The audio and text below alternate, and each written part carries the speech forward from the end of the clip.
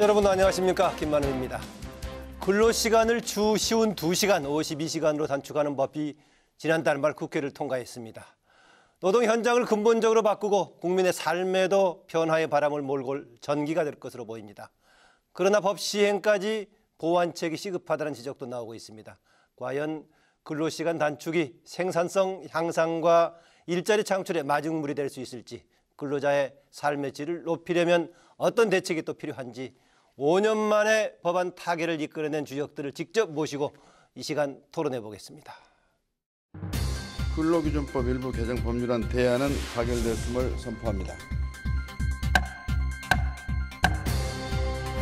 주당 최대 68시간이던 법정 근로시간이 52시간으로 단축되면서 노동 환경의 근본적인 변화가 예고되고 있습니다. OECD 국가 중 최장 근로시간에도 불구하고 노동 생산성은 최하위권에 머물러 있는 현실에서 근로시간 단축을 통해 워라밸 시대 전기가 마련될지 주목됩니다. 저녁과 휴식이 있는 노동 존중 사회로 나아가기 위한 중대한 이정표라 할 수 있습니다. 이번 근로기준법 개정으로 차별 없는 빨간 날이 우리 사회에 널리 공유될 수 있기를 바랍니다. 우리 노동자들은 저녁이 있는 삶을 보장하는 동시에 일자리를 나누어서 신규 고용 창출과 악화 일로에 있는 청년 실업 감소 등 노동계와 재계는 입장차를 좁히고 5년 만에 여야가 극적인 합의를 이끌어내면서 최대 난제였던 휴일 근로수당 할증률은 현행 150%를 유지하는 한편 공무원과 공공기관에만 적용되던 법정 공휴일 유급 휴무 제도는 민간으로 확대되고 특례 업종은 대폭 축소됩니다. 한편 추가 인건비 부담과 구인난의 이중고를 떠안게 된 영세 중소기업들에 대한 보완책 마련도 과제로 떠오르고 있습니다. 주 52시간 근로시대 개막, 우리 사회에 불게 될 변화의 바람과 연착륙을 위한 남은 과제에 대해 토론 당당에서 집중 점검해봅니다.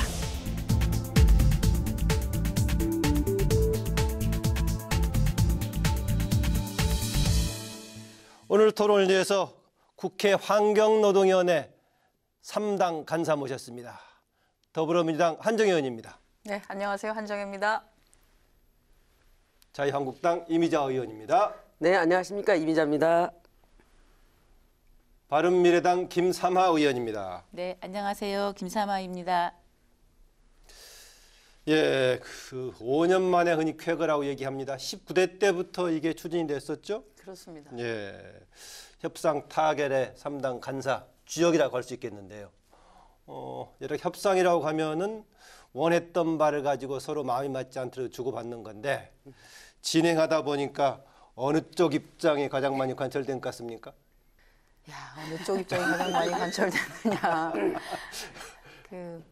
모두 다 승자였던. 모두 다 승자였다. 네, 모두 다 승자였던 결과물이었다는 생각이 듭니다. 저희가 이제 끝이 나고 난 뒤에 물론 협상하는 과정에서 서로의 주장을 강력하게 내세우기보다는 다른 상대방의 각 당의 입장을 또 듣기 위해서 노력을 좀 많이 했고요. 마찬가지로 노, 사 양측의 얘기를 듣기 위해서 굉장히 많이 노력을 했고 정작 이제 법안이 통과되고 난 뒤에 이러거나 저러거나 양쪽으로부터 수고하셨다라고 하는 얘기를 좀 들었습니다. 네. 그것으로 보면 모두 다 결국은 승자인 우리 사회가 나아가야 되는 방향에 있어서 조금씩은 부족하지만 다 그 합의점을 찾았다는 점에서 노사가 완벽하지는 않지만 일정 부분 인정해주고 가시는 그런 게 있어서 다 아마 모두가 승자인 결과물이지 않나 이렇게 생각합니다. 네, 한정희 의원께서는 네. 모두가 승자다라고 얘기했는데요. 정당의 입장 차이도 있을 수 있겠지만 근원적으로는 노사 간의 입장 차이, 또 노사 내부에서도 좀 차이가 있을 것인데요. 어떤 입장이 좀 반영됐고 앞으로 어느 입장 아쉬운 부분을 조금 더 챙겨야 될지 여러 가지 생각이 있을 겁니다. 지금 존경하는 우리 한정혜 간사님께서 또 모두가 승리했고 모두가 승자다라고 이제 말씀을 하셨는데요.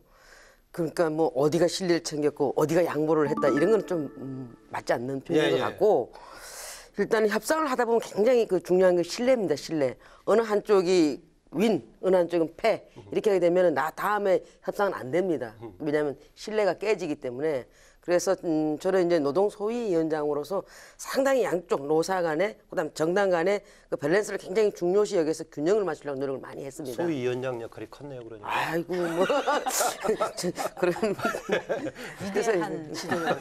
하여튼 그래서 정의당이나 민주당에서는 그래도 노동자 측 편을 좀 많이 드는 편이고 네. 그러다 보니까 이제 한국당 같은 경우에도 기업가들도 애로사항이 많이 있지 않습니까? 그러면 기업가 쪽도 좀 우리가 살펴봐야 되는 부분들이 있어서 이제 저 같은 경우에는 현장을 많이 방문했습니다. 네. 중소기업 중앙회뿐만 아니고 그다음에 또 제가 살고 있는 안산이 중소기업이 굉장히 많이 있습니다. 영세합당들이 많아서 거기에서 사업하시는 분들 또 노동자 그다음에 외식업 조합 그다음에 또 소상공인들 현장에 가서 많이 듣고 많이 경청하고 그리고 나서 양쪽에 좀 균형을 맞추려고 노력을 많이 했고요.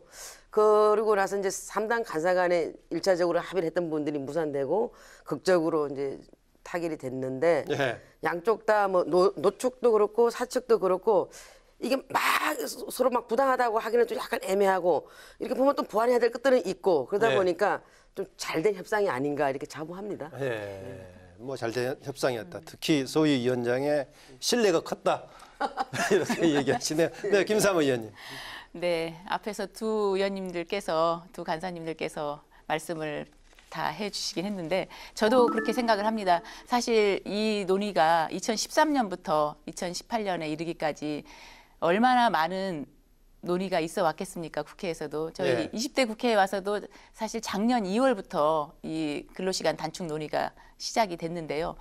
한 10여 차례는 한 것 같죠? 상당히 오랜 시간 논의를 했고 또 그 과정에서 노사 양쪽 그 단체들이 굉장히 많은 각자의 입장을 또 주장하는 뭐 그런 요구들이 많이 있었죠. 국회를 방문해서도 하기도 하고 또 뭐 성명서를 발표하기도 하고 그 과정에서 저희가 지금 조금 전에 우리 존경하는 이미자 의원님께서 말씀하신 것처럼 작년 11월쯤에 사실 저희가 그 3당 간사들 사이에서 그 잠정적인 예. 일부 합의안이 나온 상태였고 그때 이제 일부 이제 여당 의원님들이 반발로 그때 통과가 되지 않으면서 사실 조금 이제 그 소모적인 상태로 좀 들어갔다가 이번에 2월이 되면서 다시 이번에는 우리가 어떻게든지 한번 통과를 시켜보자는 의지가 저희 새 간사뿐만 아니라 그 우리 소위 의원님들한테도 있었다고 보여집니다. 예. 그래서 저희가 10시부터 새벽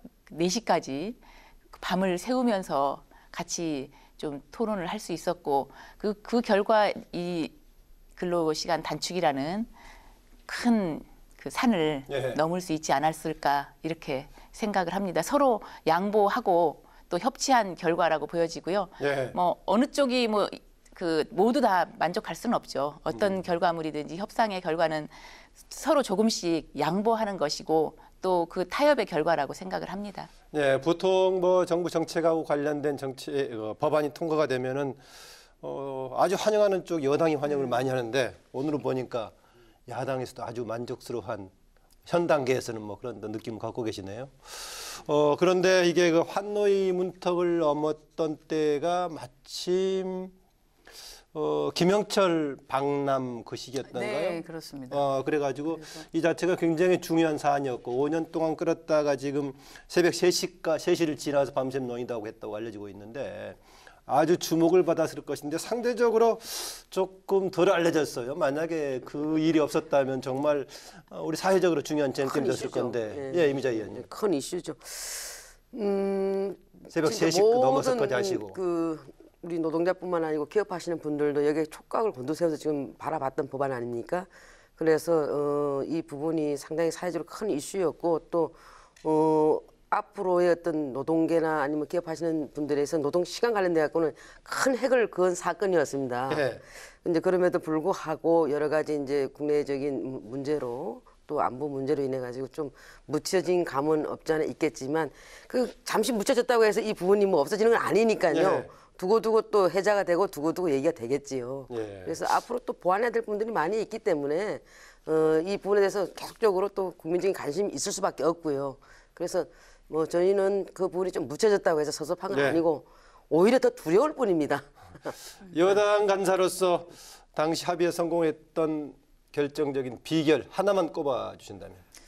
하나만 꼽는다라고 하면 뭐 이게 적절한 비유가 될지 모르겠습니다만 우리 세 분 간사가 간사의 다 역할. 예. 여성분인 게 좀 주요했던 거 아닌가. 예, 그래서 그 가능한 많이 듣고 그리고 어쨌든 합의점을 이루어야 된다라고는 공감대가 형성이 되어 있었던 것. 그러니까 간사들 간의 신뢰가 돈독했었던 것이 합의의 가장 큰 기본이었던 것 같습니다. 네, 김삼호 의원께서는. 저도 한정혜 의원님 말씀에 상당 부분 공감을 합니다. 저희가 충분히 작년에 잠정적으로 1차 합의를 네. 이루었던 것처럼 서로 그 이후에도 수시로 만나서 의견 교환을 해왔고요. 그래서 우리 여성들의 리더십이 발휘됐다는 말씀을 하나 드리고 싶고 네. 또 하나는 어느 정도 사회적으로 이제 근로시간을 줄여야 된다는 공감대가 형성되어 있었다. 무르익었다라고 볼 수 있겠네요. 그런 것도 하나 있고 또는 저는 이제 바른미래당의 간사로서 다당제의 그 협치의 결과다라는 말씀을 좀 드리고 싶습니다. 두 간사님들 사이에서 제가 적절하게 또 의견 조정도 하고 그런 역할도 했습니다. 뭐 3당 자랑도 한번 들어주고 그냥 넘어가죠. 예, 예. 하나씩 좀 짚어보면은요. 지금 시행 시기 관련해서는 기업 규모별로 차등을 두고 있죠. 지금 300인 이상은 올 7월부터 돼 있고 그다음에 300인 미만 50인 이상은 2020년 1월이죠. 그렇습니다. 그리고 5인 이상 50인 미만 2021년 7월 1일이니까 딱 3년 남았네요. 네, 3년. 그렇게 돼 있는데 구체적인 내용 뭐 그동안에 여러 가지 논의가 됐습니다만은 정규 근로시간 하루 8시간이면 주 5일하면 40시간에다가 12시간 추가까지 포함해서 52시간 제한하는 거죠. 한정희 의원님. 네. 이게 일은 계속 많아질 것인데 뭐 이렇게 돼서 사람을 못 보면 어떻게 합니까? 지금 이렇게 근로시간 단축했는데. 사람을 못 뽑으면 어떻게 하냐. 사람을 좀 뽑아달라고 하는 글쎄요, 것도 이 그렇죠. 법의 가장 큰 쟁점이기도 합니다. 그러니까 기존에 채용해서 이미 우리의 직원인 사람들을 더 이렇게 짜내듯이 해서 일을 시켜서 기본적으로는 할 것이 집 있는 아니라, 시간에서 네. 쉬운 2시간 이상을 하면은 위법이 되는 거죠. 이제는 위법이 됩니다. 어허. 말씀하신 것처럼 8시간씩 해서 주 40시간 그리고 노사가 합의를 하면 당사자 간에 합의를 하면은 12시간 연장 근로를 할 수 있죠. 즉 다시 말해서 일주 7일 동안 최장의 노동 시간은 52시간으로 정리가 된 것이고요. 그것이 노사가 합의해서 그러지 말고 우리는 그러면 52시간이 아니라 조금 더 하자라고 합의를 했다 하더라도 그것은 불법이 되고 그것이 발견이 되면은 처벌을 받게 되어 있습니다. 네. 흔히 우리가 얘기하는 아주 뭐 인턴 사원 이런 경우도 해당이 되나요? 해당이 됩니다. 근로기준법은 인턴, 비정규직 할 거 없이 적용이 되기 때문에요. 예. 그래서 기본적으로 근로와 관련된 조건들을 정한 것이 근로기준법이고 근로기준법상 노동시간을 제한한 것이기 때문에 본인이 처해 있는 위치에 관계없이 다 적용을 받게 되어 있습니다. 아하. 김삼호 의원님, 네. 우리나라 그동안에 보면 뭐 야근이란 말이 계속돼 있고 노래에도 많이 나와 있고 할 정도로 또 세계 중에서 노동 시간이 긴 나라로 좀 알려져 있는데 네. 이번에 취지를 두 개로 압축한다면은 하나는 조금 뭔가 삶의 질, 저녁 있는 삶 뭐 이런 건 얘기하고 있고 또 하나는 일자리 공유 아니겠습니까? 삶의 질에 어떤 변화를 예상하십니까? 지금 이제 말씀하셨던 것처럼 68시간이 예. 52시간으로 줄어들게 되면은 아무래도 저녁이 있는 삶이 가능하겠죠. 지금까지는 사실은 월화수목 금금금 하는 그 장시간에 근로를 해야 되는 그런 상황이었다면 이제는 월화수목 금까지 일하고 주말은 쉴 수 있는 그런 삶이 가능해지기 때문에 근로자의 삶의 질의 향상은 있을 것이다 하는 그런 기대를 갖고 또 아울러서 근로시간이 줄어들기 때문에 줄어든 그만큼의 시간에 대해서는 또 일자리를 창출할 수 있을 것이다 하는 그런 기대를 갖고 있습니다. 물론 그것이 이제 오히려 거꾸로 일자리의 감소를 올 거라는 우려도 있습니다만은 우리가 노력을 해서 일자리가 창출될 수 있도록 해야 될 것 같습니다. 예, 그 일과 삶, 생활의 균형, 요새 워라밸이라는 용어가 익숙하지는 아직 않는데 특히 국회의원들이 많이 쓰더라고요. 선진적으로 쓰려고 하나 많이 쓰던 것 같은데 이미자 의원님 이렇게 근로시간 줄여가지고 삶의 질이 좋아지면은 좋겠는데 근로시간 줄면서 혹시 월급도 같이 줄고 이래서 좀 빡빡해지면은 어떨까 걱정하는 사람도 있는데 이런 변화가 생길 수 있을까요? 예, 일단 이제 사회자님께서 질문한 것에 대한 답변보다도 우선 먼저 이제 한정혜 의원님께서 말씀하신 부분에 대해서 약간 좀 오해가 있을까봐 좀 바로 잡고자 한다면은 5인 미만 사업장 같은 경우에 4명 이하 상시 근로자 4명 이하 근로자 같은 경우에는 지금 우리 근로기준법 50조가 대상이 안 됩니다.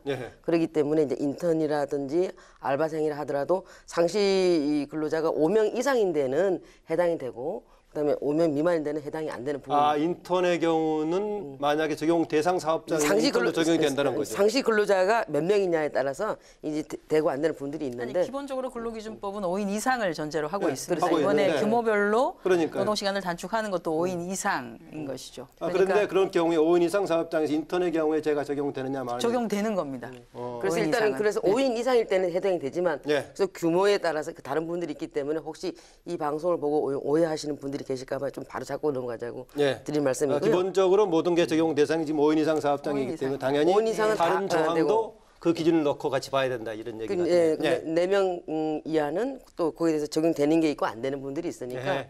또 상세하게 봤을 때 다른 조항도 있군요. 참조하시길 바라고 그다음에 지금 이제 근로시간 단축으로 인해 가지고 삶의 질이 높이는 동시에 월급이 역시 빡빡해지지 않겠느냐. 올르면 좋겠지만 그렇습니다. 근로시간이 단축되고 임금 그대로 오르는 건 좀 바르지 않고 그대로 유지만 돼도 얼마나 좋겠습니까?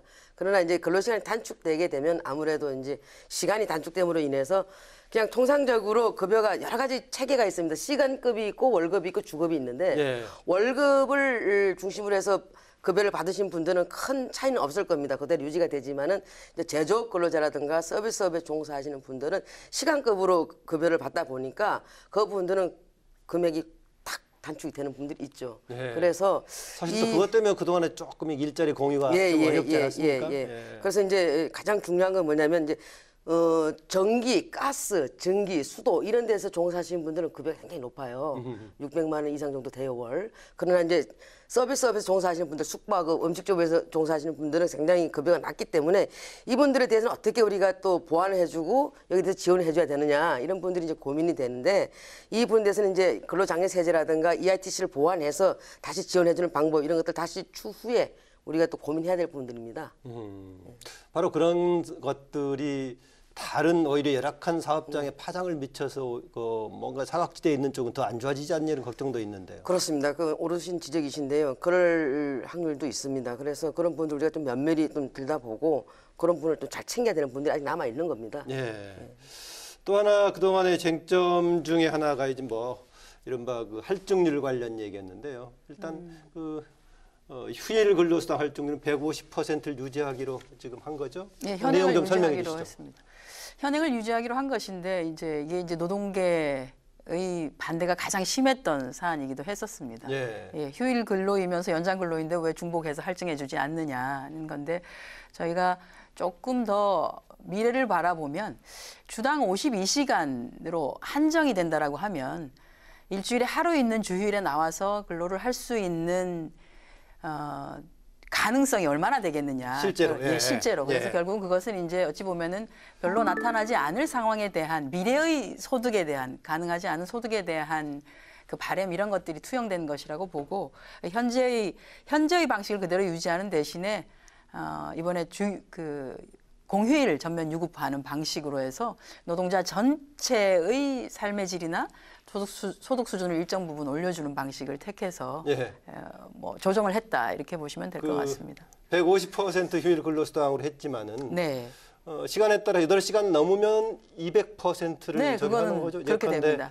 10시간 했다라면은 8시간까지는 150%. 150%가 되고 8시간이 넘는 나머지 2시간은 200% 할증이 되는 것이죠. 그러니까 과거에 만약에 시간당 10,000원이 기준으로 한다면은 8시간까지는 15,000원씩 하는 거고 나머지 2시간은 2만 원씩 적용하는 이제 그런 케이스가 되겠네요. 임자 의원님, 특히 이러다 보면 생산직 근로자의 경우에는 그동안에 일상적인 근로수당 기본급보다는 다른 쪽에 붙는 것들이 많았지 않습니까? 초과 근로라든가 휴일 근로 이런 게 많았는데 이렇게 이게 정비가 되면 그쪽에 타격이 좀 클 것 같기도 합니다. 그렇습니다. 아니 이제 뭐 기존에 받던 수당은 각종 이제 회사마다 다 다르지요. 근데 수당은 뭐 그대로 있다라고 봐지고 이제 연장 근로하고 특권 관련돼 갖고는 타격이 있지요. 아무래도 제가 이제 좀 그 전에 근무하던 회사가 제가 민간기업 제조업에서 근무를 했거든요. 그래서 얼마 전에 작년 송년회 때 한번 가서 이 문제가 굉장히 이제 심각해서 한번 물어봤어요. 왜냐하면 이제 제가 다니는 회사가 일일식품을 만드는 회사다 보니까 아무래도 그 유통기간이 짧다 보니까 휴일 근무를 좀 해요, 왕왕. 그래서 제가 가서 한번 물어봤습니다. 근로시간 단축을 하려고 하는데 근로시간 단축이 되면 임금 감소가 불가피합니다, 여러분. 근데 이 부분에 대해서 여러분 근로시간 단축에 대해서 찬성하십니까? 반대하십니까? 찬성하시는 분 손 한번 들어보셔야 했더니 90%가 반대를 해요. 왜냐하면 지금 법안 최종 결정 과정에서 현장하고 계속 소통하셨네요. 계속 그러니까. 했습니다. 예. 근데 90%가 임금 감소되는 데 대한 어떤 부담감이 상당히 큽니다. 예, 그러겠죠. 그리고 아무래도요. 이번에 가갖고 2월 달에 우리가 통과시키고 2월 28일 통과시키고 나서 3월 7일 날 이제 마침 회사에 또 정기총회에서 한번 가서 물어봤습니다. 이 부분에 대해서 어차피 여러분들이 반대했음에도 불구하고 이 근로시간 단축 부분이 저녁에 있는 삶을 주자고 한 부분이 있기 때문에 어떤 여러분들이 반대했음에도 불구하고 저는 이제 이 부분에 통과를 시켰는데 자 그러면 이제 임금이 감소되는데 여기에 대해서 고민들이 많으시겠지만은 중요한 건 이제는 임금을 유지시키고 그다음에 중요한 건 생산성이 따라줘야 된다. 네. 생산성 향상을 위해서 노사가 같이 머리를 맞대고 여기에 대해서 회사는 무조건 임금을 그냥 깎으려 하지 말고 서로 머리 맞대서 적정 임금을 유지할 수 있는 그런 데에는 서로 노사 머리를 맞대고 같이 고민해서 해결해야 된다. 이렇게 제가 이제 말씀을 드렸는데 쉬운 문제는 아니죠. 아까 그 중복 할증 관련해 가지고는 그 전에 150% 유지하는 걸로 했다고 하는데 지금 대법 계류된 게 있다면서요, 김평화 의원님. 네네네. 그 부분은 지금 지난번에 1월달에 아마 전원합의체로 넘어가서 거기서 공개 변론까지 있었죠. 네네. 그래서 그 부분을 150으로 할 것인지 200으로 할 것인지 그 사건이 상당히 열몇 건이 있는데 이제 많은 판결은 200으로 200%를 인정한 판결이 있고 일부는 또 150%를 인정한 판결이 있고 현재 법안의 내용하고 혹시 좀 엇갈리게 결론이 나면 어떻게 되죠? 이 법안에 대해서는 이후에 그 시행 시기 이후부터 적용되기 때문에 이미 소송 중인 것은 그 소송의 결과에 따라서 하면 될 것입니다. 기존 사안에 대해서만 해석의 문제군요. 그러니까 기존 사안에 대해서 어떻게 적용할 것인가의 문제. 법안 자체는 영향을 안 미치는 거군요. 그러니까요. 한정희님 아까 이제 그 동안에는 그 휴무 관련해서 모두 이제 돈을 주게끔 바람직하다 했었는데 그 동안에는 주로 공공기관 정도가 휴일날 근무에 대해서 유급이었던가요?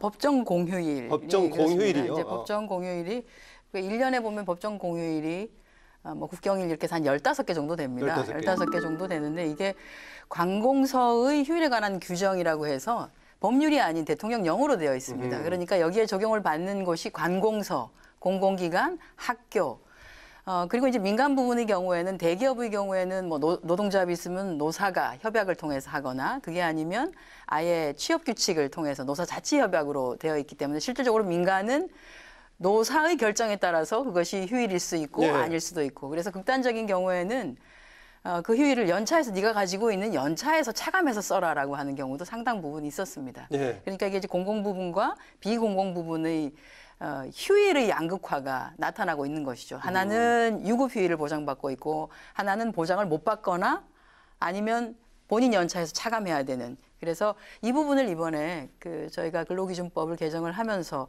같이 해서 이제는 민간 공공기관 할 거 없이 공히 적용을 받게 됩니다. 이 법안이 통과될 수 있었던 것은 제 정당에서 모두 다 해당 법안을 내놨던 것이 있고요. 저는 뭐 19대부터 해서 계속 법안을 냈습니다만 거기에 더불어서 최근에 저희가 교섭단체 대표 연설에서 사실은 자유한국당의 김성태 원내대표가 이걸 공식적으로 문제 제기를 한번 했었습니다. 그래서 모든 재정당이 이걸 받았습니다. 맞다. 우리도 이만 법안을 내놓고 있는데 이번에 논의를 제대로 하자라고 해서 그것이 급물살을 탄 것이라고 볼 수 있죠. 그래서 어찌 보면 앞으로는 향후에는 우리가 흔히 말하는 뭐 임금의 격차 이런 부분들은 좀 있을 수 있겠습니다만은 휴일의 양극화 부분은 적정하게 해소될 것이다. 근로조건 관련해서 주말 휴일하고요. 공휴일하고 어떤 조건의 차이가 있죠? 같이 됩니다. 휴일이기 때문에 이것도 역시 만약에 휴일은 유급으로 되는 것이고요.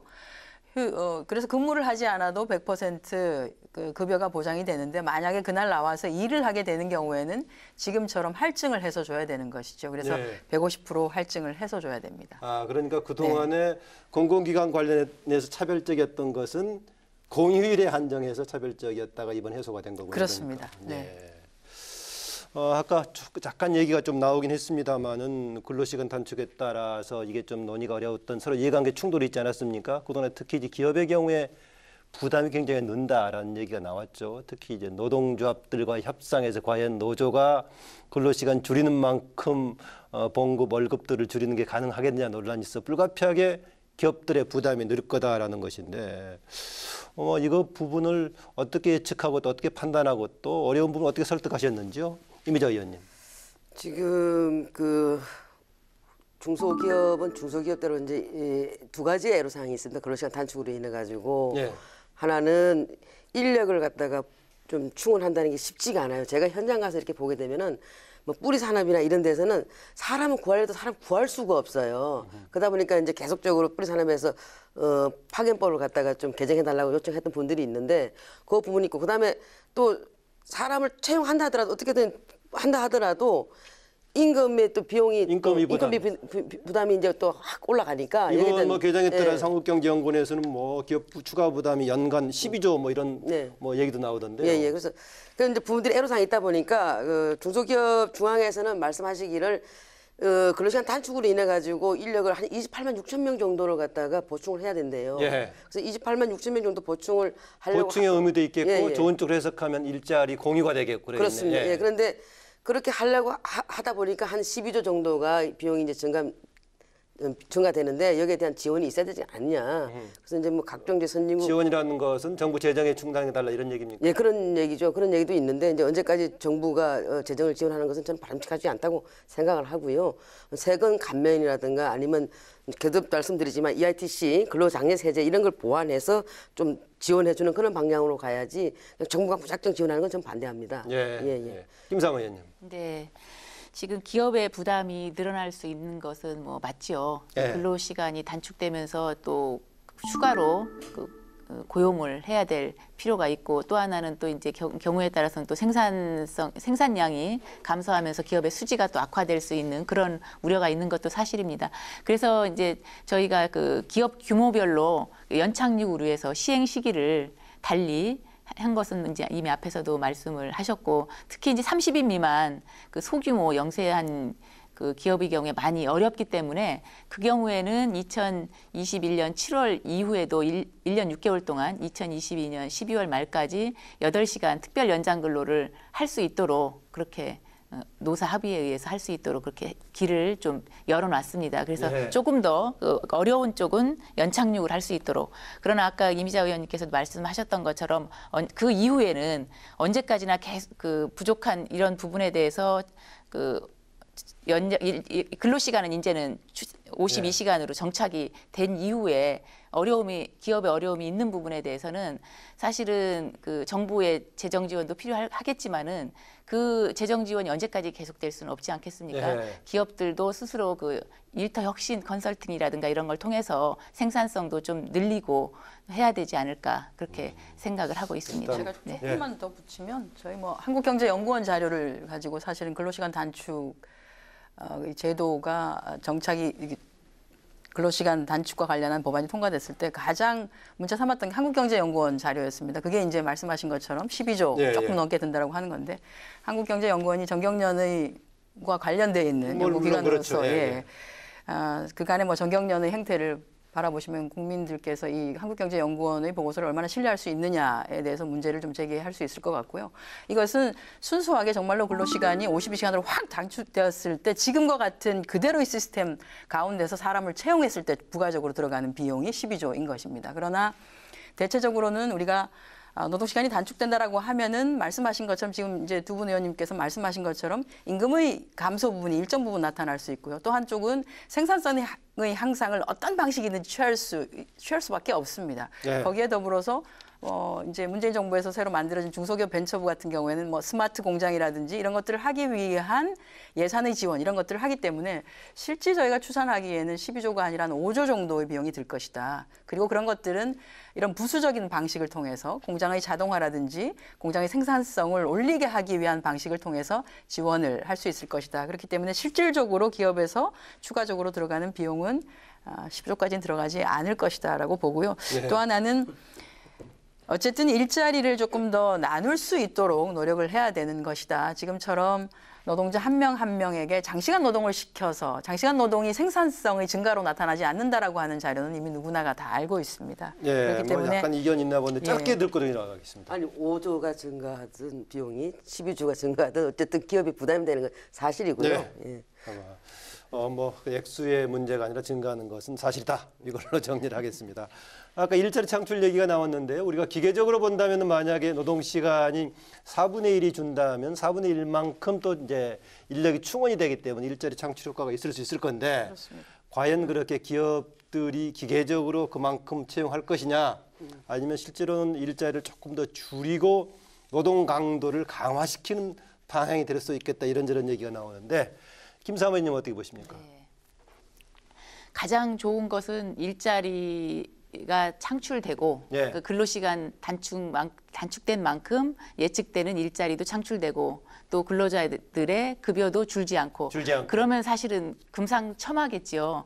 근데 뭐 그래서 사실은 노동계에서의 요구와 그냥 경영계에서의 요구가 서로 이제 엇갈리는 것이고 경영계에서는 이제는 일자리도 오히려 줄어들 것이다. 또 경영 수지가 악화될 것이다. 뭐 문 닫는 기업도 생길 것이다. 이런 약간 비관적인 또 요구 주장도 하고 있는 거 아니겠습니까? 예. 그래서 그 부분에 대해서는 서로 사실은 우리 근로자들도 급여가 조금 줄어드는 것에 대해서는 임금이 줄어드는 것에 대해서는 어느 정도 감내를 할 필요도 있다 하는 생각이 듭니다. 68시간에서 52시간으로 근로시간이 단축되는 만큼 그러나 또 한편으로는 그와 관련해서 또 정부도 일부 지원 대책은 내놓고 있는 것 같습니다. 근데 정부의 지원 대책에 언제까지 우리가 매달려 있을 수는 없기 때문에 그 기업 입장에서도 이와 관련해서 아까 말씀드렸던 것처럼 또 생산성 향상을 위한 그 혁신의 노력을 할 필요가 있다. 그래서 임금도 줄지 않고 또 그만큼 생산성도 향상되고 예. 그래서 기업도 또 수익을 늘릴 수 있는 그런 선순환 구조가 되기를 바라는 그런 마음이죠. 네, 이미자 의원. 좀 덧붙여서 제가 좀 설명을 드리면은 기업을 하시는 데 있어서 독자적으로 완제품을 생산해내는 기업은 본인들이 사람을 갖다가 더 채용하지 않고 그냥 생산량을 줄이거나 매출을 줄여서 갈 수도 있습니다. 그러나 이제 원하청 간의 거래 관계에 있는 회사들 같은 경우에는 납기일에 납품을 맞춰야 되는 그런 부분들이 있지 않습니까? 예. 그럼 이제 이럴 때 이제 애로사항이 발생되는 거죠. 인원을 구하려고 해서 인원을 못 구했을 경우에는 이 분 납기에 대해서 납기 날짜에 못 맞춰서 페널티를 적용을 받는 경우도 있고, 그다음에 그럼 시설 투자를 해가지고 좀 늘리려고 한다면 스페이스나 이런 게 안 따라주는 부분도 있고, 이래서 이제 여러 가지 어려움들이 이제 많이 발생하고 있는데, 어쨌거나 그렇다 하더라도 이제 근로시간 단축은 이미 이제 뭐 법적으로 통과된 부분이기 때문에 여러 가지 애로 사항들이 있는 부분에 대해서는 다시 한번 또 국회에서 그런 걸 면밀히 검토해서 지원할 거는 지원해주고, 김사망 의원님께서 말씀하신 대로 뭐 혁신 일터를 할 수 있도록 조성해주는 지금 하고는 있습니다만 좀 더 업그레이드 시켜서 할 수 있는 부분들은 좀 지원해주고, 이런 분들은 우리가 다시 한번 국회에서도 또 논의해야 될 부분들입니다. 네, 한정희 의원도 조금 듣겠습니다. 아니 두 분 의견 말씀 주신 것 뭐 비슷한 것 같습니다. 이하 동문입니까? 네, 거의 뭐 중소기업에 미치는 영향이 크고 중소기업이 인력난에 처한 것도 사실인데, 중소기업에 왜 가지 않으려고 했는가를 한번 살펴보면 장시간 노동에 휴일도 없고 한 것 때문에 청년들이 기피하는 현상도 있었다. 그래서 노동시간을 단축한다라고 하는 것이 조금 더 중소기업에도 매력적인 일터로 만들어주는 효과도 분명히 있을 것이라고 저희는 생각합니다. 네. 그렇게 하기 위해서 더 노력을 해야 되겠죠. 이런저런 계속 논의가 됐습니다. 효과 또 무엇에 대한 보완이 필요한지 얘기됐었는데요. 어쨌든 간에 직접적으로 지금 이제 관여가 돼 있는 것이 바로 노동자들 아니겠습니까? 그래서 잠시 여기서요. 근로시간 단축에 관해서 시민들은 어떻게 생각하고 있는지 직접 저희가 나서서 거리 나가 들어봤습니다. 같이 화면 같이 보시고요. 토론 이어나가도록 하죠.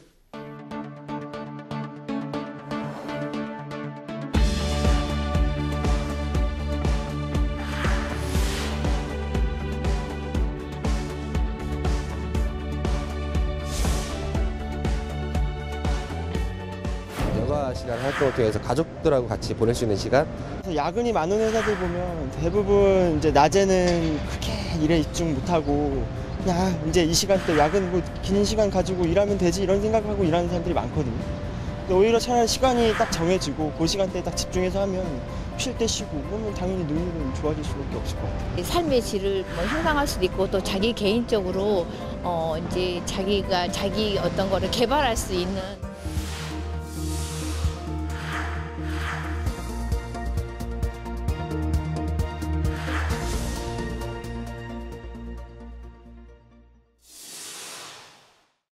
저희는 좀 일반 업종하고는 좀 많이 다른 것 같아요. 이 음식점이라는 곳은 하루에 뭐 10시간, 12시간 보통 근무를 하는데 앞으로는 이제 그런 운영 시간도 줄어들 거고 음식점이 선유국처럼 이제 극과 극이 되겠죠. 이제 대형화가 되든지 아니면 1인 점포가 되든지. 수당에 대한 현실적인 대안들이 구체적으로 설정되어 있지 않기 때문에 바로 적용하기에는 어느 정도 마찰이 일어나지 않을까 생각합니다. 네, 그래 일을 조금 하고 내가 생활에 흡족할 수 있는 급여를 받을 수 있다면 좋겠는데 지금 현실이 그렇지 않아요. 한 3개월 이상 잔업이 없으면 사람들이 벌써 불만이 터져요. 근로 시간을 이렇게 확 줄인다면은 아마 그거 원치 않는 사람이 더 많을 것 같아요.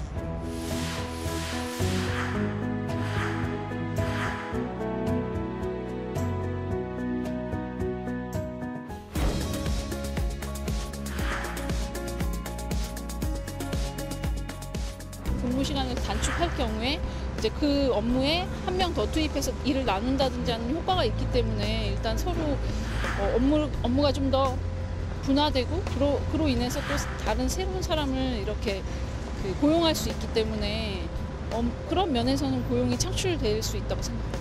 그게 일자리 상수가 정말 직결되는지 그걸 먼저 그게 실효성이 있는지를 먼저 봐야 될 것 같아요. 그게 만약 실효성이 있다면 조금 그걸 줄여서라도 일자리를 만드는 게 맞는데 그 시간 줄인 거에 대해서 그것 때문에 일자리가 창출될 것 같지는 않다는 생각이 들거든요. 뭐 시간이 뭐 이게 단축됨으로 인해서 그 시간만큼 누군가가 또 채워져야 되는 그런 부분인데 구조적으로 정부에서 또 지원을 해주면 거기에 맞춰서 맞춤 서비스로. 저희 솔직히 음식업 하시는 분들이 가장 큰 고민이 사람 구하기가 정말 힘들어요. 사람을 더 뽑지 않고 효율적으로 이어나가고 복지 효과를 더 많이 준다거나 인센티브를 준다거나 다른 부분에서 어떤 보완을 좀 챙겨주면은 직원 채용에 있어서는 아무래도 비용적인 부분을 생각을 안 할 수가 없잖아요. 그래서 그런 비용들에 대해서 정부 차원에서 지원을 해주면 좀 나은 효과가 나오지 않을까라고 바라보고 있습니다. 예, 보셨지만은 뭐 그동안의 대부분의 시민들의 인터뷰가 그러는데 특히 이 사안에 대해서 상당히 절실하고 진지하게들 얘기를 하셨습니다. 앞으로 관련된 내용 계속 이제 다뤄봐야 할 것 같은데 일단 오늘은 또 시간도 제약이 되겠고요. 김사무 의원님, 예. 그 업종의 특성상 이렇게 이번에 근로시간 단축에 어려움이 있는 것들 있죠. 그래서 네, 예외로 했던 특례업종. 네. 그런데 이번에 법 개정에 특례업종을 대폭 좀 줄였다고 합니다. 내용 좀 소개해 주시죠. 네. 그 원래 특례업종으로 26개 업종이 있었습니다. 기존에요. 네. 그래서 그 부분과 관련해서는 그 2015년 9월 15일 날 이 노사정 합의안에서 26개를 10개로 줄이는 그런 합의를 한 바가 있습니다. 네. 그와 관련해서 저희 그 국회 환경노동위원회에서도 지난번 법안 소위에서 10개로 줄이자 하는 줄이는 부분에 과정에서 대해서는 어떤 기준이 주로 적용이 됐습니까? 아무래도 이제 그 근로 시간에 연장 근로가 많거나 실제로 거기에 그 종사하는 그 업종에 종사하는 사람들이 연장 근로가 많으냐 적으냐 하는 그런 비율도 좀 고려를 했고요. 그리고 이번에 이제 5개로 축소하는 과정에서는 지난번에 10개에 대해서는 합의했고 노선버스 여객에 대해서는 좀 제외하자 이런 부분에 대해서는 합의가 됐는데 그 이후에 이거를 아예 특례업종을 없애야 되지 않느냐 하는 그런 일부 의원님들도 계셨고 아니면 그 특별 연장 근로 해서 60시간으로 하자 하는 그런 의견들도 있었고 다양한 의견들이 있었습니다. 그래서 어쨌든 특례업종을 좀 더 줄이자 하는 데는 의견에 합치가 됐고 그 과정에서 5개 업종을 존치를 했고 나머지 업종을 없애는 것으로 이번에 결정을 했고요. 예. 아무래도 이 부분은 이제 그 사업장 비중이라든가 이런 걸 여러 가지 다 고려를 해서 저희 여야 의원님들끼리 상당 기간 논의를 한 과정에서 결론을 내린 겁니다. 네, 이미자 의원님 아까 화면에서 음식점 네, 하시는 네. 분 얘기 들으셨죠? 예. 그 대개 음식점은 또 아침부터 경우에 따라 밤늦게 하는 경우들이 많은데 주말 영업 되게 그때 주말 영업할 때 사람들 쉴 때 또 음식점 많이 가지 않습니까? 이거 뭐 어떻게 뭐 대안이 필요하지 않겠습니까? 이번에 좀 근데 특례업종에 포함은 안 됐어요. 예, 이 음식업 관련돼 가지고 종사하시는 분들이 외식업 중앙에 이제 소속돼 있는데요. 예. 안 그래도 이 부분 갖고 이제 저랑 좀 면담 좀 하자 그래갖고 한 300명하고 저하고 이제 면담을 했는데 예. 아 이면 점심 주방장 따로 뽑고 저녁 주방장 따로 뽑으란 말이냐 이렇게 갖고 이제 엄청나게 말씀들 많이 하시고 몇 차례 만나서 설득도 하고 서로 대화도 하고 그랬는데요. 이제 음식업을 하시는 분들이 대부분 보면은 이제 5인 미만 저기 사업장들이 좀 많고요, 대부분이. 예. 그래서 이제 좀 더 나가면 뭐 호텔이나 이런 데 이제 큰 외식업 같은 경우에 이제 30인 이상 되는 데는 대형 음식점이죠. 예. 그래서 30인 같은 5인 미만은 이제 여기 해당이 안 되고 30인 미만 같은 경우에도 2022년도에 돼야 이제 이게 시행되는 분들이 있어서 아직 시간이 좀 있지 않나. 그러면은 실제로 소규모 음식점들은 5인 미만이기 때문에 법 적용 대상이 아니다 그 말씀이죠. 예, 거의 대부분 이제 적용 대상이 아니고 그다음에 이제 30인 이상 같은 경우에는 대형 음식점이라고 봐야 되는 거죠. 엄청나게 이 구조도 저는 괜찮다고 봐서 그 부분에 대해서는 거기 맞춰서 또 로테이션으로 교대도 가능하다고 저는 봅니다. 그러나 이제 5인 미만 같은 경우는 굉장히 영세하고 그러기 때문에 여기서 이제 제외시켜 놓은 부분이 있어서 거기에는 그 정업원 수 따질 때 아르바이트도 같이 넣어서 하는 상시 이제 그 기준 적용하는 방법이 있습니다. 대통령령으로 정해놓은 방법이 있는데 그 상시 이 5인 이상을 어떻게 볼 것이냐 그래서 요건이 있는데 그 요건을 맞춰서 5인 미만이거나 이제 이럴 경우에는 해당이 지금 안 되는 부분이 있거든요. 그래서 그렇게 말씀을 좀 드려서 좀 양해를 좀 구했고요. 그다음 30인 이상 같은 경우에는 음식업이 30인 이상 되면 아주 대형 그 뭐 호텔 아니면 대형 음식점들이기 때문에 그래도 좀 이익 구조가 좋아서 그래도 그 부분에 대해서는 그렇다고 해서 또 이거 단계적으로 하는 부분이 있어서 거기서는 교대제도 가능하고 이러기 때문에 좀 방법을 찾을 수 있지 않습니까라고 해서 그렇게 좀 몇 번에 거듭거듭 설득을 해서 이 부분이 이렇게 된 겁니다. 진행된 겁니다.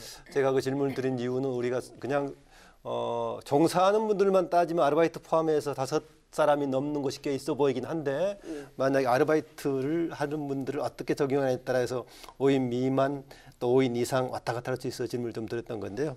좀 내부적으로 여러 가지 좀 기준이 있을 것 같습니다. 한정희 의원님, 아까 지금 뭐 대개 30인 이상 되는 곳들은 백화점이라든가 큰 음식점 얘기했었는데 뿐만이 아니라 다른 서비스 업종들이요. 휴일 근무 관련 또 제약이 있고 하다 보면은 기후일지 모르겠지만 혹시 서비스 질이 떨어지는 거 아니냐 걱정이 나올 법한데요. 서비스의 질도 서비스를 제공해주는 노동자가 충분히 쉬고 했을 때 괜찮은 정말 서비스의 질이 오히려 나올 수 있을 거라고 봐지고요. 일요일도 근무를 해야 되는 서비스업이 뭐 반드시 있습니다. 반드시 있는데 그럴 경우에는 우리가 주휴일을 하루 주라고 일주일에 하루 주라고 하는 것이 반드시 일요일 필요는 없기 때문에 일요일 날 근무를 해야 되는 업종의 경우에는 일요일이 아닌 다른 날을 그 해당 노동자를 쉬게 하면 됩니다. 그렇게 하는 방식으로 한다라고 하면 충분히 이 노동 시간이 줄어드는 것도 가능하다. 아까 임금 적용 어떻게 되는 겁니까? 휴일 근로 관련해 가지고. 그거는 이제 그러면 주휴일이 다른 날이 주휴일이 되는 거죠. 그래서 그날 혹시라도 나와서 일을 하게 되면 거기는 또 할증이 붙게 되는 그렇군요. 거죠. 그러니까 우리가 기계적으로 토, 일을 정하는 것이 아니라 그렇습니다. 그 영업장에서 어느 날을 휴일로 정하느냐에 따라 좀 달라질 수가 있겠군요. 주말에 꼭 영업을 해야 되는 영업장의 경우에는 주말이 아닌 다른 날을 주휴일로 정해서 또는 무급휴일로 정해서 그렇게 쉬게 하면 되는 것입니다. 하여튼 여러 가지 어려움이 있는데 그중에 보완책이 하나로서 그 30인 미만 기업에 한해서 특별 연장하는 뭐 근로시간 이것을 이제 허용을 했는데 이게 대안이 될 수 있을까요? 중소기업 중앙에서 굉장히 강력히 요청을 해왔던 부분들입니다. 아무래도 이제 우리가 그 300인 이하 사업장에서 근무하시는 분들이 예를 들면은 9988에서 99%가 중소기업 기업체 수가 99%고 또 근로자 대부분 88%가 중소기업에서 근무하는데 그거보다도 더 열악한 30인 미만, 30인 미만에서 이제 근무하시는 분들은 대부분 이제 뿌리 산업이나 이런 데서 이제 그런 업종들이 많이 있습니다. 그래서 이런 데는 가보면 실질적으로 제가 가서 이렇게 봐서 이제 현장을 가보면은 사람을 구할 수가 없어요. 사람을 구할 수가 없어서 이분들은 야 임금도 좋다 이거 임금은 뭐 최저임금 그 이상으로 얼마든지 줄 수가 있는데 예. 사람을 구할 수가 없어서 우리가 죽을 지경인데 여기다가 니들이 근로시간 단축 이렇게까지 해놓으면 사업하지 말라는 법이냐 기업하지 말라는 법이냐 예. 30 미만 사업에서 근로하는 사람들은 실업자가 돼도 좋으냐 이렇게 이제 말씀들을 해 오셔서 사실 이 부분이 빼져 있다가 엄청나게 이제 고민들을 많이 했습니다. 네. 이 부분이. 그래서 고민을 많이 해서 이 부분에 있어서 그러면 최소한 30인 미만 사업장에게는 좀 더 준비할 수 있는 시간을 주자라고 해서 8시간 특별 연장을 노사가 서로 합의가 되면 할 수 있도록 해줬는데요. 그렇다 하더라도 또 이제 이게 끝나는 시점 가서 보면 한 4년 기간이 정도 소요되는데 그때쯤 가가지고 또 시대가 어떻게 변해 있을지 경제 상황이 어떨지 좀 봐서 그때 가서 또 다시 한번 더 할 부분이 있으면 더 하고 아니면 이대로 그냥 정착돼서 쭉 갈 수 있도록 이렇게 또 우리가 지원할 건 지원하고 해야 될 것 같습니다. 아, 그러니까 이거 지금 대안으로 일장 한시적으로 적용한 게 일몰 기간이 있는 겁니까, 김삼호 의원님과? 네, 우리 이미자 의원님께서 말씀하셨던 것처럼 그 2021년 7월 1일부터는 모든 5인 이상 모든 사업장이 근로시간이 이제 52시간으로 정착이 되는데요. 다만 예. 30인 미만 사업장의 경우에는 1년 6개월 동안 2022년 12월 말까지 8시간 노사 합의에 의해서 8시간 특별 연장 근로로 그러니까 6개월 정도 더 주는 것이기 1년 6개월. 1년 6개월이요. 네, 1년 6개월 동안 노사 합의에 의해서 특별 연장 근로 8시간을 더 할 수 있도록 그렇게 해놨습니다. 그래서 2022년 12월 말 이후에는 52시간이 정착이 되는 거고 이미자 의원님 말씀하신 것처럼 그때 상황에서 정말 더 이상 그 연장이 되지 않고 52시간으로 갈 수 있는 사회가 되면은 금상첨화겠죠. 네. 한정희 의원님. 글쎄요, 저희도 이제 저희가 특별 연장 근로 시간까지를 법안에 담아서 이것을 했던 이유는 중소기업의 그런 사정들을 다 감안을 한 것입니다. 그리고 이런 중소기업의 사정을 저희가 충분히 이해하지만 중소기업 스스로도 일자리의 질을 개선하기 위한 노력들을 좀 기울여야 되는 거 아닌가 하는 생각이 듭니다. 청년들이 오지 않는다, 뭐 사람을 채용하기 너무 어렵다라고 얘기하시는데. 청년들이 단순히 임금이 적어서가 아니라 휴일이나 휴가 문화 또는 쾌적한 근무 조건 또 서로 존중하는 직장 문화 여러 가지들을 보면서 내가 이 직장에서 내 삶과 이 일을 조화를 이룰 수 있겠는가 흔히 말하는 말씀하신 것처럼 워라밸이 과연 가능한가를 요즘 많이 봅니다. 그런 차원에서 중소기업이 여전히 많이 부족한 것도 사실이죠. 그래서 우리가 시간을 최대한 그러면은 한 4년 반 정도의 시간을 더 준 것이니만큼 예. 그동안에 국회도 노력을 해야 되고요. 저희가 이번 법안을 통과시키면서 정부에도 요구를 했고요. 하기 때문에 면밀하게 저희가 검토를 해서 중소기업의 직장 문화나 근로조건을 개선할 수 있는 방안, 지원책들을 만들어 가면서 최대한 빨리 정착시킬 수 있도록 그래서 청년들이 가고 싶어하는 중소기업을 만드는 게 무엇보다도 최우선이 아닌가 이런 생각이 듭니다. 네, 이미자 의원님. 이제 근로시간 단축의 보완책으로 재개해서 그 탄력적 근로시간, 탄력 근로제 뭐 이거 도입을 요구하고 있는데 그게 어떤 겁니까? 좀 설명 좀 해주시죠. 예, 탄력적 근로시간이라고 하는 것은 쉽게 얘기하면 일이 많을 때는 몰아서 일하고 몰아서 쉬자. 뭐 저는 이제 그렇게 쉽게 얘기를 합니다. 예. 법으로는 이렇게 돼 있죠. 우리가 근로기준법 제50조에 보면 일주는 40시간을 넘지 못하도록 되어 있습니다. 이거는 예. 뭐 이런 법에 그렇게 되어 있기 때문에 어길 수가 없는 부분이고 단지 이제 계절적인 기업이 있지 않습니까? 뭐 에어컨을 만든다거나 아이스크림 공장이라든가 이럴 때는 계절적으로 굉장히 바빠질 때가 있어요.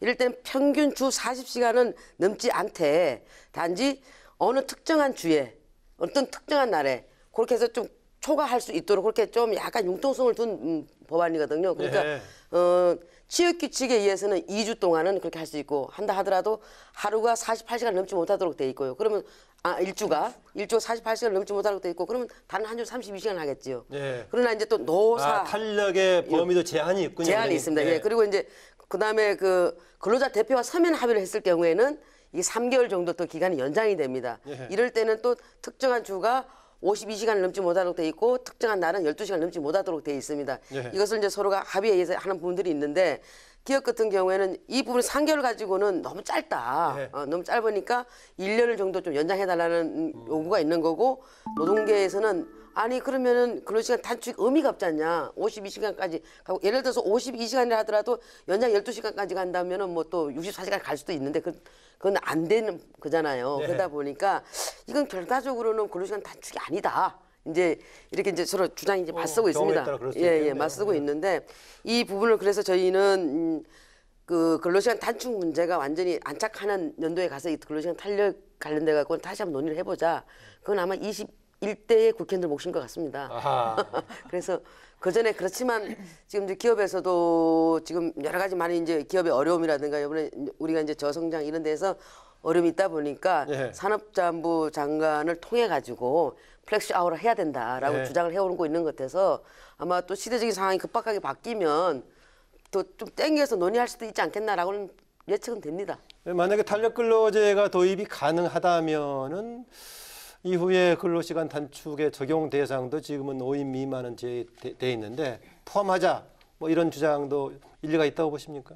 5인 미만 사업장은 저희가 이번에도 사실은 법안소에서 논의는 했었습니다. 논의는 했었습니다만은 정부도 조금 준비가 안 돼 있고 그리고 여러 염려의 얘기들이 많아서 논의는 하고 이거는 다음으로 그러면 미루자라고 되어 있는데 실제 5인 미만이 전체 한 500만이 넘는데요. 550만 정도인데 그중에 1인 사업장이나 또는 가족이 경영하는 뭐 부부가 자식까지 이렇게 하는 데를 빼고 나면 실제로 한 200만 정도 해당이 됩니다. 그래서 200만 정도 중에서도 이미 근로기준법의 근로시간과 관련해서 적용을 하고 있는 사업장이 또는 하고 있는 데가 한 반 정도가 돼요. 그러면 실제 저는 법을 적용하는 데 있어서도 큰 문제는 어떤 경우에 지금 5인 미만의 경우도 근로기준법이 적용이 되는 사안들이 어떤 사안들입니까? 뭐 퇴직금이라든지 퇴직금하고 최저임금 이런 것들 몇 가지 정도 부분만 적용이 되게 되어 있고요. 대체로는 적용 대상이 아니고요. 근로시간, 기본적으로 근로시간이 적용이 아닙니다. 그러니까 주당 근로시간의 한도라고 하는 것이 없기 때문에 이것이 없다 보니까 연장 근로를 한다고 하더라도 흔히 말하는 할증이 붙지를 않습니다. 그래서 상당 부분 피해를 보고 있는 것인데 자영업을 하시는 분이나 가족 경영을 하시는 분들을 빼고 나면은 우리가 충분히 논의를 할 수 있는 대상은 된다. 그렇다라고 하면 경영계에서 아닌 게 아니라 탄력근로와 관련된 부분들을 논의를 하자라고 하면 노동계는 당연히 5인 미만도 논의를 같이 하자라고 얘기를 하겠죠. 김상호 의원님, 아까 그 초반에 이미자 의원께서 그 월급 또 시간급 여러 가지 또 연봉 여러 가지 유형 다른데 우리가 포괄적 임금 뭐 적용한 회사의 경우에 그 당사자들이 혹시 여기도 임금이 깎이지 않을까 이런 걱정을 하고 있는데 논의 과정에서는 어떻게 예측하셨습니까? 그 대상자가 얼마나 되는 겁니까 지금? 포괄 임금에 대해서는 고용노동부가 발표한 자료가 있습니다. 그 발표 자료에 의하면 기업체 노동비용 조사라는 발표인데요. 작년 5월, 2017년 5월 기준으로 해서 상용 근로자가 10인 이상인 기업체 중에서 포괄 임금제 도입하는 곳이 52.8%가 거의 50%가 넘는 곳이. 포괄임금이 정확하게 어떤 뜻입니까? 그러니까 그 근로시간에 상관없이 실제 근로시간에 상관없이 연장, 휴일 등 그 법정 수당을 일정액으로 지급받는 것이니까 어떻게 보면 꼭 연봉만은 아니고 다 그러니까 방금 말씀하신 그대로 일정액을 초과근로 단축으로 뭐 수당 변동이 있다거나 이렇게 보기는 힘들죠. 포괄임금제이기 때문에. 그래서 실제로는 이 52.8%라고 고용노동부가 발표를 했는데 그렇지만 이 부분에 대해서는 정확한 인원 통계는 갖고 있지는 않은 것 같습니다. 근데 어쨌든 상당한 수에 달한다 하는 생각은 들고요. 근데 이 포괄임금제와 관련해서는 대법원 판결이 있습니다. 2010년에 나온 판결이 있는데 그 판결에서 대법원이 어떻게 인정을 했냐면은 근로시간 산정이 어려운 경우에 한해서 예외적으로 포괄임금제를 인정을 하고 예외적으로 인정되는 경우를 하더라도 근로자와 명시적으로 합의가 있어야 유효하다 이렇게 보고 있습니다. 그래서 그동안에 이제 포괄임금제가 좀 남용된 그런 사례도 그랬다고 볼 수 있기 때문에 이 대법원 판결을 보고 하면은 지금 현재 그 50%가 넘는 52.8%에 이르는 이 포괄임금제를 받고 있다는 그 근로자들에 대해서는 사실은 도입 사업장, 적용 근로자 이런 규모도 그 기준에 의하면 좀 줄지 않을까 이런 생각은 합니다. 그러니까 포괄임금제가 보편적으로 권장하는 임금 지불 방식은 아니군요. 아닙니다. 지금 이제 뭐 방송업 또는 이제 영상업 같은 경우가 대통령령으로 정하는 시행령에 따라서 근로기준법 시행령에 포괄임금제를 적용할 수 있도록 이렇게 해놨습니다. 그런데 이번에 저희가 방송, 영상 제작 이 부분을 특례업종에서 아예 제외를 시켰습니다. 즉 다시 말해서 주당 노동시간을 52시간으로 한정을 하라는 것이죠. 그렇다라고 하면 이것도 다시 재설계가 돼야 되는 상황이고요. 그리고 포괄임금제가 이게 법의 위임 입법의 내용을 벗어나 있습니다. 시행령의 재량 근로라고 하는 형태의 이름을 써서 실제로 근로기준법에서 정하지 않는 것을 대통령령으로 해서 위임 입법의 사항을 벗어난 아주 초월적인 그런 법안 내용을 담고 있기 때문에 이번에 정리가 좀 되어야 할 필요가 있다고 보고 노동부에서 준비를 하고 있는 것으로 이렇게 알고 있습니다. 뭐 정책적인 과정을 거치면서는 아주 그게 극단의 경우에만 적용되도록 좀 축소가 될 수밖에 없는 그런 추세겠네요. 그러면은요. 그동안 여러 가지 가정 논의를 했었는데요. 후속 대책 역시 보완책이 필요하다는 얘기인데요. 이거 연착륙을 지금 생각을 하고 있고 중간에 아까 일시적인 지금 1년 6개월 추가로 하는 방식도 여러 가지 뒀었는데 이 중에서 보완책 단기적이든 장기적이든 가장 우선적이라고 생각하는 보완책 각기 좀 세 분 얘기를 좀 들었으면 합니다. 먼저 김상우 의원님. 예, 저부터 할까요? 네. 일단 대기업에서는 아마 이 근로기준법이 개정될 것을 대비해서 뭐 근무 형태도 좀 개편하고 그래서 근로시간 단축에 좀 대비를 해왔을 것으로 보여집니다. 근데 이제 사실은 지금 저희가 많이 논의를 했습니다만은 중소기업, 특히 이제 영세한 중소기업의 경우에는 이 근로시간 단축에 따라서 인력난 같은 그런 어려움도 있고 또 생산이나 근무 시스템 개편 같은 여력이 또 없을 수도 있거든요. 그래서 정부가 그 중소기업들이 자신 사업장 여건에 맞게 자율적인 근로시간 단축이 이루어질 수 있도록 그 일터 혁신 컨설팅 같은 그런 것을 좀 적극 지원할 필요가 있다 이렇게 생각이 들고요. 그래서 지금 가장 시급한 대책이라고 생각하는 것은 이 근로시간 단축을 통해서 중소기업의 근로조건 개선 그리고 생산성 향상 이것이 좀 동시에 이루어질 수 있도록 좀 유도를 해야 된다 이렇게 생각을 합니다. 네, 이미자 의원께서는요. 지금 시급한 대책. 시급한 대책은 아까도 말씀드렸다시피 지금 독자적으로 완전 제품을 만드는 회사 같은 경우에는 본인이 그 조정을 할 수가 있습니다. 생산량을 줄이거나 아니면 매출액을 그만큼 감소시키고 그럴 수가 있지만은 원하청 간에 있는 회사들은 절대로 이걸 줄일 수도 없고 그게 낫기를 맞춰야 되고 이런 분들이 있기 때문에 원하청 간에 적정 임금을 일단은 좀 형성시켜 줘야 됩니다. 적정 임금을 적정 임금을 줘서 인원을 더 좀 고용할 수 있도록 더 늘릴 수 있도록 좀 줘야 되고. 그럼 그건 어느 부분에 대한 정책이 필요한 거죠? 이게 또 사회적 합의가 필요한 부분입니다. 이 부분이 사회적 합의가 좀 필요한 부분이기도 하고 또 시급한 부분이죠. 적정 임금 형성돼야지. 아니 원하청 간의 임금은 저 계약에 의해서 그 비용 그 제조원가는 딱 정해져 있는데 이렇게 되면은 사람부터 늘어야 되는 부분이 있어서 고용을 늘릴 만큼 또 그 고정 비용이 올라가지 않습니까? 그래서 이런 부분에 대해서 원하청 간에는 이 부분에 대해서 적정 임금을 좀 맞춰줘야 되는 부분이 있고 그다음에 인력 수급을 원활히 할 수 있도록 하려고 한다면은 중소기업의 그만큼 환경 개선이라든가 이런 부분에 대해서 좀 국가가 그런 데 좀 지원해 줄 필요가 있습니다. 그래서 좀 저는 무엇보다도 적정 임금을 갖다 빨리 좀 정착시켜 주는 게 가장 중요하다라고 이렇게 생각을 합니다. 굉장히 중요한 부분을 지적해 주신 것 같네요. 한정희 의원님은요. 기업의 의지가 상당히 중요하죠. 저희가 제도는 지금 법안은 통과시켰습니다만 결국은 기업이 얼마나 빨리 이것을 연착륙시키기 위해서 노력을 하느냐가 중요할 것 같고요. 그 기업의 의지에 또 더불어서 정부가 어떤 방식의 지원을 하느냐 이 두 가지가 같이 가야 될 것 같습니다. 지금도 있습니다. 일자리 함께하기 사업이라고 그래서 노동자를 추가로 채용을 한다든지 하게 되면은 정부가 그 일정 부분의 인건비를 지원해 주는 것이 있기 때문에 이 사업을 조금 더 확대하는 방식으로 해서 가능한 빨리 근로시간 단축이 정착될 수 있도록 해야 될 것이라고 생각되고요. 또 하나는 이게 단순하게 노동시간만 줄어들고 생산성이 향상되지 않으면 아닌 게 아니라 기업들이 굉장히 곤란한 지경에 빠질 수 있습니다.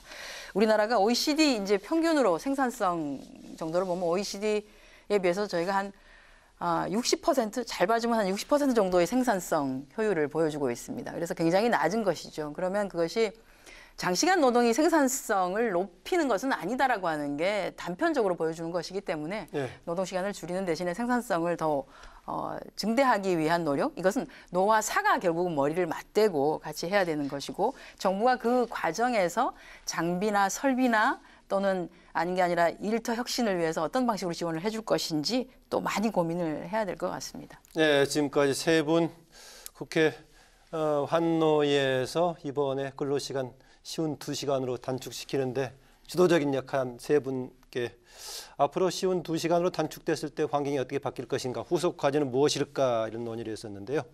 마지막으로 한 말씀씩 듣고 마무리할까 합니다. 앞으로 강조하고 싶은 말씀 또 상임위를 비롯한 국회 의정 활동에서 무엇에 주력할 것인가 계획을 포함해서 마무리 말씀 듣고 오늘 마칠까 합니다. 김삼아 의원님부터 하실까요? 네. 저희가 어쨌든 이번에 그 환노위 간사로서 그 근로시간 단축이라는 큰 그 성과를 이뤘다는 점에 대해서는 보람으로 생각을 하고요. 앞으로 이 법안을 통과 과정에서 물론 노사가 뭐 100% 만족은 못했겠지만 그래도 노사의 균형을 맞추려고 노력을 해왔다 하는 점을 말씀을 드리고 싶습니다. 그리고 앞으로 이제 임금 체계 개편이라든가 또 이번에 그 논의를 하지 못하고 부치게만 넣는 탄력 근무제라든가 이런 부분에 대해서도 논의가 이루어져야 될 것이라고 생각을 하고 저는 이제 앞에서도 처음에 말씀드렸던 것처럼 우리 그 이제 바른미래당이 두 큰 정당 사이에서 균형을 맞추고 또 민생 법안을 통과시키는데 많은 노력을 해왔고 앞으로도 그렇게 할 것이다 하는 점을 말씀드리겠습니다. 네, 시작과 끝에서 3당의 역할을 강조해 주셨네요. 이미자 의원. 예, 우리가 자유한국당은 이제 당 대표와 원내 대표가 주창하시는 게 있습니다. 홍준표 대표도 환경노동위원회 위원장을 하셨고요.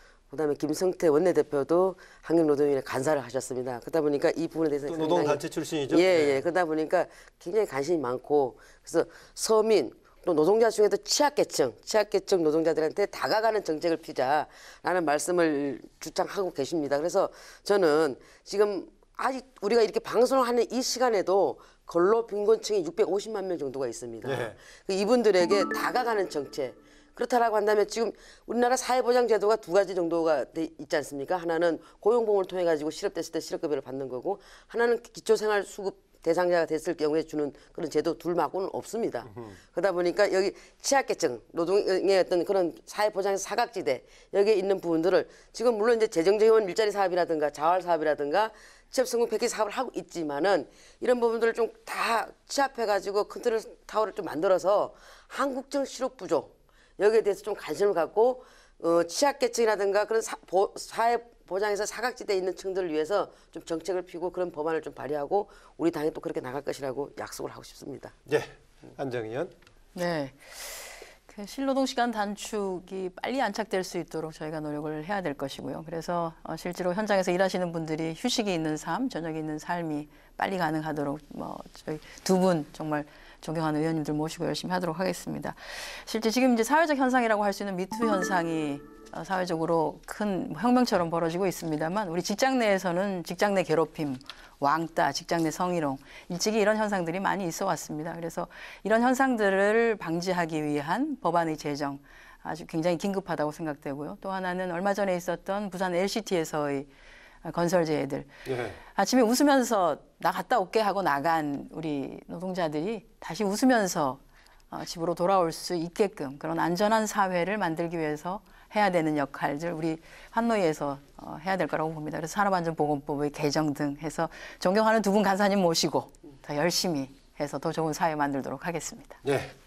오늘 주제가 근로시간 단축 관련 얘기를 했습니다만은요. 다른 한편으로는 세 분 간사의 서로의 뭔가 협상과 타협, 수렴 과정을 보니까 국회 전반에서 모델로 삼아서 앞으로 이렇게 서로 간에 신뢰를 쌓으면서 볼 수도 있는 그런 사안이 아닌가 그렇습니다. 이번에 국회 방송에서 다른 의원들 보시면은 앞으로 국회 운영 과정에서 참고해야 될 중요한 모범 사례가 아닌가 그런 생각도 좀 드네요. 예, 근로시간 단축 앞으로 우리 산업계에 또 우리 국민들의 삶에 큰 변화를 몰고 올 것으로 보입니다. 오늘 그 단초를 만든 법안 타결의 주역들과 함께했는데요. 협상 과정에서 보여준 양보와 화합, 또 정치력으로 남은 숙제들, 후속 대책과 보완책 마련에 끝까지 힘써주길 바라면서 토론 당당 여기서 마무리하겠습니다. 고맙습니다. 안녕히 계십시오.